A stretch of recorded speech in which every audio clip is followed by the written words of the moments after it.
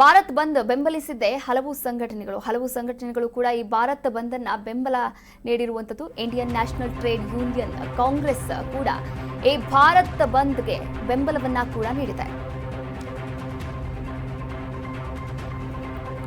Indian National Trade Union Congress ಕೂಡ ಈ ಭಾರತ್ ಬಂದ್ಗೆ ಬೆಂಬಲವನ್ನ ಕೂಡ ನೀಡಿದೆ. All India Trade Union Congress, Hind Mazdoor Sabha, Labour Progressive Federation, Centre of Indian Trade Unions, Trade Union Coordination Centre ಹಾಗೆ India United Trade Union Centre ಸೇರಿದಂತೆ 10 ಕಾರ್ಮಿಕ ಸಂಘಟನೆಗಳು ಈ ಒಂದು ಬಂದ್ಗೆ ಬೆಂಬಲವನ್ನ ನೀಡಿದೆ. ಸೆಂಟ್ರಲ್ ಕೌನ್ಸಿಲ್ ಆಫ್ ಟ್ರೇಡ್ ಹಾಗೆ ಯುನೈಟೆಡ್ ಟ್ರೇಡ್ ಯೂನಿಯನ್ ಕಾಂಗ್ರೆಸ್ ಕೂಡ ಬೆಂಬಲವನ್ನ ನೀಡಿರುವಂತದ್ದು. ಭಾರತ್ ಬಂದ್ಗೆ ಈಗಾಗಲೇ ಕರೆಯನ್ನ ಕೊಟ್ಟಿರುವಂತದ್ದು. ಹಾಗಾದ್ರೆ ಭಾರತ್ ಬಂದ್ಗೆ 10 ಕಾರ್ಮಿಕ ಸಂಘಟನೆಗಳು, ಯೂನಿಯನ್ ಟ್ರೇಡ್ ಕಾರ್ಮಿಕ ಸಂಘಟನೆಗಳು ಬೆಂಬಲವನ್ನ ಕೂಡ ನೀಡಿರುವಂತದ್ದು. ಹಾಗಾದ್ರೆ ಯಾವ್ಯಾವ ಸಂಘಟನೆಗಳು ಬೆಂಬಲವನ್ನ ನೀಡಿದೆ ಅಂತ ನೋಡ್ತಾ ಹೋಗೋದಾದ್ರೆ, all India Trade Union Congress, ಅದರ ಜೊತೆಗೆ Hind Mazdoor Sabha, Labour Progressive federation ಸೇರಿದಂತೆ centre of Indian Trade unions, ಅದರ ಜೊತೆಗೆ ಭಾರತ್ ಬಂದ್ ಬೆಂಬಲಿಸಿದೆ ಹಲವಾರು ಸಂಘಟನೆಗಳು ಅಂತಾನೆ ಹೇಳ್ಬೋದು. Indian National Trade Union Congress ಕೂಡ ಈ ಭಾರತ್ ಬಂದ್ಗೆ ಬೆಂಬಲವನ್ನ ಕೂಡ ಘೋಷಣೆ ಮಾಡಿದೆ. ಭಾರತದಾದ್ಯಂತ 25 ಕೋಟಿಗೂ ಹೆಚ್ಚು ಕಾರ್ಮಿಕರು ಭಾರತ್ ಬಂದ್ ನಡೆಸ್ತಾ ಇದ್ದಾರೆ.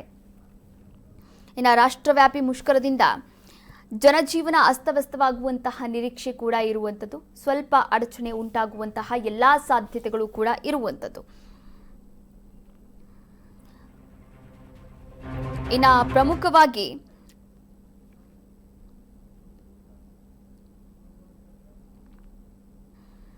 ಕೇಂದ್ರ ಸರ್ಕಾರದ ಕಾರ್ಮಿಕ ವಿರೋಧಿ ಹಾಗೆ ರೈತ ವಿರೋಧಿ ಮತ್ತು ಕಾರ್ಪೊರೇಟ್ ಪರ ನೀತಿಗಳನ್ನು ವಿರೋಧಿಸಿ ಇಂದು ದೇಶಾದ್ಯಂತ ಬೃಹತ್ ಮುಷ್ಕರ ನಡೀತಾ ಇದೆ. ಇನ್ನು ಪ್ರಮುಖವಾದಂತಹ ಸರ್ಕಾರಿ ವಲಯಗಳ 25 ಕೋಟಿಗೂ ಹೆಚ್ಚು ಕಾರ್ಮಿಕರು ಈ ಪ್ರತಿಭಟನೆ ಮಾಡೋಕೆ ಸಿದ್ಧವಾಗಿದ್ದಾರೆ. ರೈತ ಸಂಘಟನೆಗಳು ಮತ್ತು ಗ್ರಾಮೀಣ ಕಾರ್ಮಿಕರ ಗುಂಪುಗಳ ಬೆಂಬಲದೊಂದಿಗೆ 10 ಕೇಂದ್ರ ಕಾರ್ಮಿಕ ಸಂಘಟನೆಗಳು ಕೂಡ ಜಂಟಿ ವೇದಿಕೆಯ ಸಾರ್ವತ್ರಿಕ ಮುಷ್ಕರ ಅಥವಾ ಭಾರತ್ ಬಂದ್ಗೆ ಕರೆಯನ್ನ ಕೂಡ ನೀಡಿತ್ತು. ಇವತ್ತು ಭಾರತ್ ಬಂದ್ಗೆ ಕರೆ ನೀಡಿರುವುದರ ಮೂಲಕ ಪ್ರತಿಭಟನೆಗೆ ಮುಂದಾಗಿರುವಂಥದ್ದು.